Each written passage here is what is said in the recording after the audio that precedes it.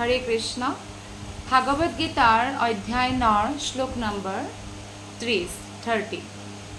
अपि चेत् सुदुराचारो भजते मामनन्यभाक् साधुरेव समन्तव्यः सम्यग् व्यवसितो हि सा अपि चेत् सुदुराचारो भजते मामनन्यभाक् साधुरेव समन्तव्यः सम्यग् व्यवसितो हि सा। अनुवाद और तात्पर्य श्रील प्रभुपादर द्वारा। श्रील प्रभुपाद की जय। अनुवाद এই শ্লোকটিত কোৱা হৈছে যে ভগৱানে কৈছে যে যদি কোনোবাই জঘন্য কৰ্মও কৰে কিন্তু যদি তেওঁ মোৰ ভক্তিত লাগি আছে তেনেহলে তেওঁ সাধু বুলি গণ্য কৰিবা। কিয়নো নিজৰ সংকল্পত তেওঁ দৃঢ় হয়। কিয় তেনেকৈ কৈছে ভগৱানে কি জঘন্য কৰ্ম কৰিলেও বোলে তেওঁ সাধু বুলি ভাবিবা যদি তেওঁ মোৰ ভক্ত হয়। কৃষ্ণ ভক্তৰ যিটো পজিশ্যন এটো সবকে হাইয়েস্ট পজিশন হয়। ভগৱানে আৰু সমস্ত দেৱতা সকলেও এটো স্বীকাৰ কৰে। ভগৱানে তো নিজে কৈছে সমস্ত দেৱী দেৱতা সকলেও এই পজিশনটো সেই কাৰণে গ্ৰহণ কৰে। যিমান দেৱী দেৱতা আছে আমি দেখা পাম যে তেওঁলোকৰ বিষ্ণু ভক্ত হয়। বিষ্ণু ভক্ত ভবে দেৱা আসুৰস্য বিপৰ্যয়। অসুৰবোৰ বিপৰীত হয় কিন্তু দেৱতা সকল সদায় বিষ্ণু বা কৃষ্ণ ভক্ত হয়। এটা ইয়াত যে কোৱা হৈছে যে আপি চেতসু দুৰাচাৰো এটো মানে আমাক ভগৱানে এটা শিক্ষা দিছে যে যিয়ে মোৰ ভক্তিত লাগি আছে দৃঢ়তাপূৰ্বক যদি জঘন্য কৰ্ম মানে কি যেনেকৈ মাংস খোৱা নিচা কৰা বা মদ খোৱা জুৱা খেলা বা অবৈধ যৌন সম্বন্ধ এইবিলাক জঘন্য কৰ্ম হয় বা চুৰি কৰা বা যিয়ে নকৰা হয় কিন্তু কাৰোবাৰ হৃদয় যদি কৃষ্ণৰ প্ৰতি প্ৰেম বা কৃষ্ণৰ প্ৰতি ভক্তি উদ্বেলিত হৈছে আমি দেখা পাম যে ভক্তিৰ কাৰণে সেইবোৰ যিবিলাক জঘন্য কৰ্ম আগতে তেওঁ কৰি আছিল সেইবিলাক নষ্ট হৈ যায়। তেওঁ সেইবিলাক দৃঢ়তাপূৰ্বক এৰি দিয়ে। এই শ্লোকটিৰ নেক্সট শ্লোকটি আসলতে হৈছে ক্ষিপ্ৰম ভৱতি ধৰ্মাত্মা। আৰে শীঘ্ৰতাই তেওঁ ধৰ্মাত্মা হৈ যায়। কোনে যদি কোনোবা এনেকুৱা মানুহ আছে যে তেওঁ ধৰা হ'ল তেওঁ মাংস মদ এইবিলাক খাই আছে যে শাস্ত্ৰসন্মত নহয় কিন্তু তেওঁ কৃষ্ণ ভক্তিত লাগি গৈছে তেনেহলে কৃষ্ণই কৈছে তেওঁক সাধু বুলি গণ্য কৰিবা। কিয় কাৰণ ক্ষিপ্ৰম ভৱতি ধৰ্মাত্মা অতি শীঘ্ৰে তেওঁ ধৰ্মাত্মা হৈ যাব। ভগৱান কৃষ্ণ ভক্তৰ হৃদয়ত ভগৱান নিজেই বহি তেওঁৰ হৃদয়খন পবিত্ৰ কৰি দিয়ে। এনেতো পৰমাত্মা ৰূপে কৃষ্ণ সকলোৰে হৃদয়ত বহি আছে কিন্তু যেতিয়া আমি হেতুৰ বিষয়ে জাগৰুক হওঁ হেতুৰ বিষয়ে মানে কৃষ্ণৰ বিষয়ে আমি যেতিয়া জাগৰুক হওঁ তেতিয়া অতি শীঘ্ৰে আমি ধৰ্মাত্মা হোৱা আৰম্ভ কৰোঁ। আজি যদি আমি কৃষ্ণ ভক্তি কৰিছোঁ আৰু আজিৰ পৰা যদি মানে ডেইলি আমি বোলে হৰে কৃষ্ণ মহামন্ত্ৰৰ 16 মালা জপ কৰি আছোঁ আপুনি দেখা পাব যে কিছু মাহৰ ভিতৰতে আপোনাৰ ভিতৰত যি কিছুমান বেয়া অভ্যাসো আছে সেইবিলাক নাইকিয়া হৈ যায়। সেইকাৰণে ভগৱানে কৈছে ধৰা হ'ল দুজন মানুহ আছে এজন মানুহ কৃষ্ণ ভক্ত হয় কিন্তু অলপ অৱগুণ আছে। এজন মানুহ বহুত মানে গুণৱান হয় কিন্তু তেওঁ নাস্তিক প্ৰকৃতিৰ হয় ভগৱানৰ ভক্ত নহয়। দুজনৰ ভিতৰত আপুনি কোনজনক শ্ৰেষ্ঠ বুলি ক'ব? কৃষ্ণই কৈছে মোৰ ভক্তক শ্ৰেষ্ঠ বুলি তুমি ভাবিব লাগিব গণ্য কৰিব লাগিব। সাধু হয় মই তাৰ হাত ধৰিছোঁ গতিকে মই তাৰ উদ্ধাৰ কৰিহে এৰিম কাৰণ সি মোৰ শৰণ লৈছে।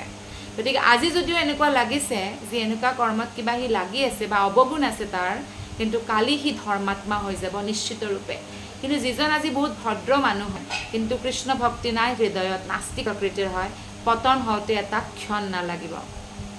সেইকাৰণে আমি কৃষ্ণৰ যিটো উপদেশ আদেশ সেইটো মানিব লাগে। আৰু কেতিয়াবা কি হয় ভক্তিত মানুহে ধৰক ভক্তিত লাগি গ'ল একদম ডেইলি বোলে হৰিনাম জপ কৰে 2 ঘণ্টা 16 মালা জপ কৰোঁতে কমচে কম 2 ঘণ্টা লাগে। তথাপি এনেকুৱা কাৰণ আপুনি দেখা পাইছে হাইৱে যেতিয়া বনায় গাঁৱৰ ৰাস্তাত গড্ডা খড্ডা থাকে বাৰু যেতিয়া আমি ড্ৰাইভ কৰোঁ হ'ব পাৰে আমাৰ অলপ এক্সিডেণ্ট হয় কিবা হয় কিন্তু যি ৰয়েল ৰোড হয় হাইৱে হয় তাতো একো গড্ডা খড্ডা নাথাকে তথাপিও কেতিয়াবাতো হাইৱেটো এক্সিডেণ্ট হয় নে নহয় ভাল ৰাস্তাটোতো এক্সিডেণ্ট হয় ঠিক তেনেদৰে ভক্তি বহুত লাভকাৰী হয় কিন্তু ভৌতিক সংসাৰ বহুত মায়াৰে আবৃত হয় সেইকাৰণে ভক্তিত লাগাৰ পিছতো ভক্তৰ সংগত নাথাকিলে কেতিয়াবা কি হয় মায়াই আগুৰি ধৰে আৰু যেতিয়া মায়াই আগুৰি ধৰে কোনোবা ভক্তক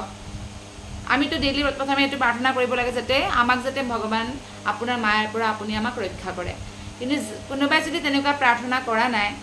আৰু মায়াই যদি আগুৰি ধৰিছে তেতিয়া কি হ'ব তেতিয়া তেওঁৰ যদি অলপ আংশিক পতনো হৈছে তথাপিও আমি কি কৰিব লাগে সেই আংশিক পতনটো গণ্য নকৰি আমি তেওঁক সাধু বুলি গণ্য কৰা উচিত গতিকে আমি ভক্তৰ কেতিয়াও অৱগুণ চাব নালাগে এইটো ভগৱানে একদম ভাল নাপায় ভগৱানে ভক্তক বহুত মৰম কৰে কাৰণ তেওঁ কিমান জন্মৰ কষ্টৰ পিছত ইমানখিনি পুণ্য তেওঁ অৰ্জন কৰিছে যে তেওঁৰ হৃদয়ত কৃষ্ণৰ প্ৰতি ভক্তি উদ্বেলিত হৈছে এইটো বহুত ইম্পৰ্টেণ্ট হয় সেইকাৰণে 6 প্ৰকাৰৰ বৈষ্ণৱ অপৰাধ আছে যাৰ পৰা আমি মুক্ত হোৱা উচিত ভক্তৰ হত্যা কৰা বা ভক্তক মাৰপিট কৰা ভক্তৰ প্ৰতি ঈৰ্ষা কৰা ভক্তক খং কৰা ভক্তক দেখিও নেদেখা ভাও জুৰি গুচি যোৱা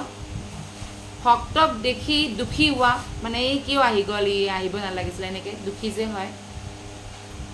বা ভক্তক নিন্দা কৰা এই 6টা যি বৈষ্ণৱ অপৰাধ তাৰ পৰা আমি মুক্ত হোৱা উচিত আমি এই শ্লোকটোত দেখা পাওঁ যে ভগৱান শ্ৰীকৃষ্ণই ভক্তক কিমান বেছি মৰম কৰে আৰু কৈছে যে অলপ যদি কিবা পতনো হয় ভক্তৰ সেই পতনটো আমি নেগলেক্ট কৰিব লাগে আৰু তেওঁক সাধু বুলি গণ্য কৰিব লাগে কাৰণ তেওঁ কৃষ্ণ ভক্তিত লাগি আছে কৃষ্ণৰ শৰণ লৈছে তেওঁ ধৰ্মাত্মা হওঁতে সময় নালাগিব এনেকুৱা ব্যক্তি যিয়ে ধৰক আপুনি ভক্তিত লাগি আছে আৰু কিবা তেওঁৰ অলপ আছে এনেকুৱা ধৰণৰ মানে অলপ কৰ্ম যি শাস্ত্ৰসন্মত নহয় তেনেকুৱা ভক্তকো যদি আমি সাধু বুলি গণ্য নকৰি একদম ঘৃণা কৰোঁ বা তেনেকুৱা কৰোঁ কৃষ্ণই আচলতে দুখ পায় কাৰণ ইমান জন্মৰ পিছত কোনোবাই কৃষ্ণৰ প্ৰতি আকৃষ্ট হৈছে গতিকে তেওঁৰ ভৱ সংসাৰৰ পৰা উদ্ধাৰ হ'ব লগাই আছে কিন্তু আমি আমাৰ বেয়া ভাৱনা যেতিয়া তেনেকুৱা মানুহক দিওঁ আৰু আদৰ নকৰোঁ তেতিয়া আমাৰ পতন হয় আচলতে আমাৰ সৌভাগ্য দুৰ্ভাগ্যত পৰিৱৰ্তিত হৈ যায় সেইকাৰণে আমি কেতিয়াও বৈষ্ণৱ অপৰাধ কৰিব নালাগে যেনেদৰে ভগৱানে ভাগৱতত কৈছে अहो बतो स्वापचोतो गरियान यज्जीवाग्रे वर्तते नाम तुभ्यम अर्थात भगवाনৰ नाम তেওঁলোক সকলোতকৈ পূজনীয় বুলি শাস্ত্ৰত ভাগৱতত কোৱা হৈছে অৰ্থাৎ কৃষ্ণৰ নাম যিয়ে জপ কৰে তেওঁলোক গোটেই সংসাৰতে সকলোতকৈ বেছি পূজনীয় যদি তেওঁ কুকুৰ খোৱা বংশৰো হয় তথাপিও কাৰণ সেই বংশৰ পৰা হল বুলি যে তেওঁ মহান হ'ব নোৱাৰে এনেকুৱা নহয় কৰ্মৰে মানুহ মহান হয় তেওঁ কৃষ্ণ ভক্তি কৰিছে নিশ্চিতৰূপে সকলো বেয়া অভ্যাসৰ পৰা তেওঁ মুক্ত হৈ যাব সেইকাৰণে আমি আমাৰ ব্যৱহাৰত বহুত সাৱধান হোৱা উচিত আৰু কৃষ্ণৰ আজ্ঞা যেতিয়া আমি পালন কৰিম সকলো বৈষ্ণৱ বৃন্দকে যেতিয়া আমি সন্মান কৰিম তেতিয়া নিশ্চিতৰূপে আমি ভক্তিত বহুত তীব্ৰ গতিৰে আগবাঢ়ি যাম তাৎপৰ্যত শিল প্ৰভুপাদে কৈছে যে এই শ্লোকত সুদুৰাচাৰহ শব্দ অত্যন্ত মহত্বপূৰ্ণ হয় গতিকে আমাৰ আচলতে দুই প্ৰকাৰৰ কৰ্ম হয় প্ৰথম হৈছে বদ্ধ আৰু দ্বিতীয় স্বাভাৱিক আমি শৰীৰৰ ৰক্ষাৰ কাৰণে কিছুমান কৰ্ম কৰিব লগা হয় আৰু আত্মাৰ কিছুমান স্বাভাৱিক কৰ্তব্য আছে দায়িত্ব আছে সেয়া হৈছে আধ্যাত্মিক সম্পূৰ্ণ আধ্যাত্মিক অৰ্থাৎ ভগৱানৰ ভক্তি গতিকে যিয়ে ভগৱানৰ ভক্তিত লাগি আছে তেওঁৰ সকলো কৰ্ম দিব্য বুলি গণ্য কৰা হয় আৰু বদ্ধ অৱস্থাত ভক্তি আৰু শৰীৰৰ সেৱা সেই দুয়োটাই আমি কৰিব লাগিব কিন্তু যেতিয়া আমি ভগৱানৰ ধাম প্ৰাপ্ত কৰোঁ তেতিয়া আমি কেৱল আত্মাৰ কাৰ্যহে কৰোঁ গতিকে শ্ৰীমদ ভাগৱতমত কোৱা হৈছে যদি কোনোবা ব্যক্তিৰ পতন হৈ যায় কিন্তু তেওঁ তথাপিও ভগৱান কৃষ্ণৰ দিব্য সেৱাত লাগি থাকে তেনেহ'লে ভগৱানে তেওঁৰ হৃদয় শুদ্ধ কৰি দিয়ে তেওঁৰ মনত মানে এনেকুৱা ভাৱনা আনি দিয়ে যে মই ভুল কৰিলোঁ তেনেদৰে সৌভ্ৰী ঋষি নামৰ এজন ঋষি আছিল তেওঁ ইমান ডাঙৰ ঋষি যে পানীৰ ভিতৰত সোমাই পিনে তেওঁ তপস্যা কৰিছিল আৰু যেতিয়া পানীৰ ভিতৰত সোমাই তপস্যা কৰি আছিল পানীৰ ভিতৰত মানুহ থকাটো সম্ভৱটো নহয় অৰ্থাৎ তেওঁ কিমান ডাঙৰ যোগী ঋষি হয় আমি জানিব লাগে কিন্তু এটা সময়ত এনেকুৱা হ'ল যে ভগৱানৰ যি বাহন গৰুৰ হৈছে পক্ষী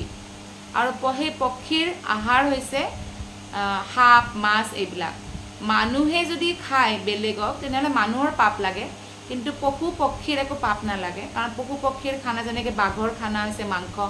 খাবই লাগিব ন বাঘটোৱে কেনেকৈ জীয়াই থাকিব গতিকে এবাৰ যমুনাত যেতিয়া মাছ খাব আহিছিল গৰুৰ পক্ষীয়ে কাৰণ তেওঁ এটা পক্ষী হয় মনুষ্য শৰীৰ নহয় সেই পক্ষীটোৱে যেতিয়া মাছ খাব আহিছিল আৰু ভগৱানৰ ইমান ডাঙৰ ভক্ত যাৰ পিঠিত সদায় ভগৱানে বহি থাকে তেওঁ যদি মাছো খায় সেই মাছকেইটাৰো উদ্ধাৰ হয় কাৰণ তেওঁ ডাঙৰ ভক্ত কিন্তু তেতিয়া সবৰী মুনিয়ে গৰুৰ পক্ষীক কৈছে মাছবোৰে তাৰমানে দেখা পাই থাকে সবৰী মুনিক আহি পিনে ক'লে যে আমাক ৰক্ষা কৰক তেতিয়া সবৰী মুনিয়ে মাছক শৰণ দিবৰ কাৰণে ভগৱান বিষ্ণুৰ ইমান মহান ভক্ত গৰুদেৱক কৈছে যে তুমি যদি নেক্সট টাইম ইয়াতে মাছ খাব আহা তোমাৰ মৃত্যু হৈ যাব সাপ দিলে ভক্তক কেতিয়াও সাপ দিব নালাগে ভক্তক সাপ দিলে বহুত ডাঙৰ বৈষ্ণৱ অপৰাধ হয় গতিকে যেতিয়া সাপ দিলে তেতিয়া গৰুৰ পক্ষীয়ে নাহিল আৰু কিন্তু বৈষ্ণৱৰ অপৰাধ কৰাৰ কাৰণে সবৰী মুনিৰ পতন হ'ব লগা হ'ল এদিন কি হয় তেওঁ এনেকৈ পানীৰ ভিতৰত যেতিয়া তপস্যা কৰি আছে দুটা মাছে সম্ভোগ কৰিছে যেনেকৈ স্ত্ৰী পুৰুষে সম্ভোগ কৰে মাছৰ সম্ভোগ দেখিয়ে সবৰী মুনিৰ ভিতৰত কাম ভাৱনা জাগৃত হৈছে